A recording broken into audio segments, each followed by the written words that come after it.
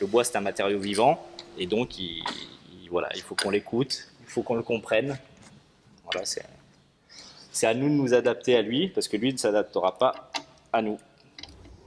Allier leur passion du bois et les critères d'aujourd'hui, tel est le nouveau pari de Cyril Pucia et de Guénolé Gombozo. Pour cela, ils utilisent la méthode du strip planking, mise au point dans les années 70. Le principe, fabriquer une coque en lattes de bois, collées les unes aux autres. Le tout stratifié avec de la fibre de verre à l'extérieur et à l'intérieur. Le bois reste ainsi apparent. J'ai initié ce projet de construction de bateau par rapport à un constat simple, c'est que j'avais beaucoup de gens qui venaient me voir pour de la restauration, qui voulaient éventuellement acheter des barques en bois, sauf que c'est trop de travail, trop d'entretien. Et en même temps, du coup, ça les empêchait de franchir le pas, et donc ils partaient acheter des bateaux en fibre de verre, plutôt que de se lancer dans l'aventure du bateau bois traditionnel. Et en même temps, le constat s'est fait aussi en se baladant sur les lacs, sur les ports, dans le canal de Vassé, de voir qu'il y a beaucoup de barques en fibre de verre. C'est le jour J pour Cyril Pucia. Il va livrer sa première barque.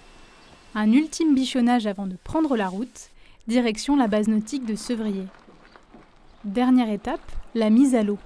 L'aboutissement de 6 mois de travail, de la conception à la réalisation. Comptez un peu plus de 7 000 € pour ce bateau de luxe.